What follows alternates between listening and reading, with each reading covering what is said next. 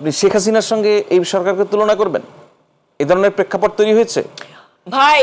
না না, আপনি আমাকে শুধু আমি আমার মনোনীত একটা কিংস পার্টি তৈরি করলাম। না না, এই ওয়ার্ডটা আমার আগামীর ভবিষ্যৎ কেউ হতে পারে কি না হতে পারে, আপনার কথাটা বলছেন কিংস পার্টি, আমি আপনাকে আপনি কোনো না কোনো একটা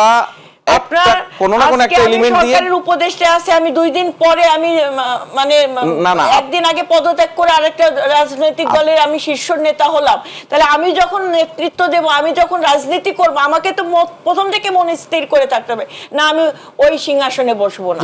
আমি মনে হয় এটা একটু আহমেদ ফয়েজের ক্লিয়ারলি একটু উত্তরটা শুনতে চাই। ক্লিয়ারলি উত্তর হচ্ছে যে আপনার কোন ব্যক্তির যদি মনে হয় সে রাজনীতির সঙ্গে সম্পৃক্ত হবে, সে সরকারে থাকবে না বা সে রাজনীতির সঙ্গে সম্পৃক্ত হবে, এরকম একটা সিদ্ধান্তে যদি সে আসে, তাহলে সে সরকারে থাকতে পারবে না।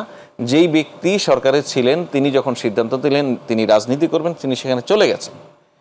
এর বাহিরে আপনি যদি এমন কেউ হতো যে এই সরকারেরও একই সঙ্গে উপদেষ্টা ওই রাজনৈতিক দলেও কোনো পদ পদবি বহন করেন, তাহলে আপনি একটা কথা বলতে পারতেন। এখন আপনার গণ অভ্যুত্থানের একদম সম্মুখ সারিতে যেই মানুষগুলি নেতৃত্ব দিয়েছে, তারা যদি একটা রাজনৈতিক দল গঠন করতে চায়, এটা আটকানোর অধিকার কি সরকারের আছে? সরকার যেমন একটি রাজনৈতিক দল সরকার তাদের সরকার যেমন একটি রাজনৈতিক দল গঠন করারও কোনো অভিপ্রায় বা ইচ্ছা পোষণ করতে পারে না, তেমনি সরকার কেউ একটি রাজনৈতিক দল গঠন করবে সেটাও ঠেকিয়ে রাখার অধিকার সংরক্ষণ করে না।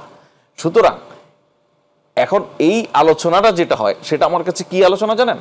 সেটা আমার কাছে আলোচনাটা হচ্ছে যে এইটা নতুন রাজনৈতিক দলটি গঠন হওয়ার মধ্য দিয়ে আমাদের যে এক্সিস্টিং ভোটার্স তার মধ্যে একটা নতুন স্টেক তৈরি হলো। ভোটার হিসেবে ধরুন আপনার ভোটার হিসেবে আগে যদি চয়েস থাকতো এ অথবা বি, এখন আপনার চয়েসে সি যুক্ত হলো, এই তো ব্যাপার। তো এই সি যুক্ত হওয়ার মধ্য দিয়ে এক্সিস্টিং পলিটিক্যাল পার্টিগুলির ভোট ব্যাংকে তো কিছুটা হলেও ঝামেলা হবে, এটা তো তাদের বিষয়।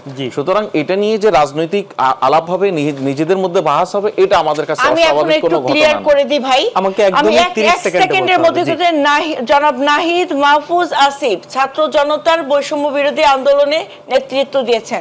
তারা 3 জনই এই অন্তর্বর্তীকালীন সরকারের উপদেষ্টা হিসেবে নিয়োগপ্রাপ্ত ছিলেন। নাহিদ চলে গিয়েছেন, মাহফুজ আছেন, আসিফ আছেন। এই সরকার নিরপেক্ষ থাকতে পারে না, এটা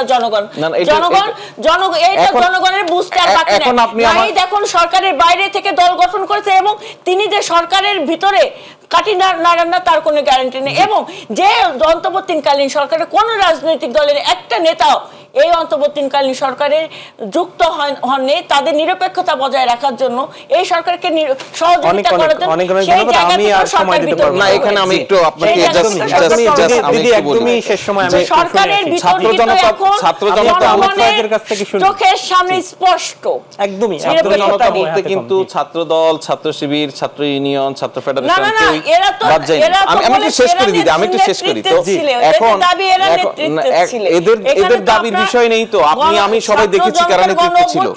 এখন বিষয় হচ্ছে একটু সময় আমি সকল রাজনৈতিক দল, আপনি আমাকে শুধু এতটুকু বলেন, সকল জনতা সবাই কেউ কে সরকারের অংশীদারিত্ব নিয়েছে, ভাগ নিয়েছে, কেউ নেয়নি। কেন নিল তারা?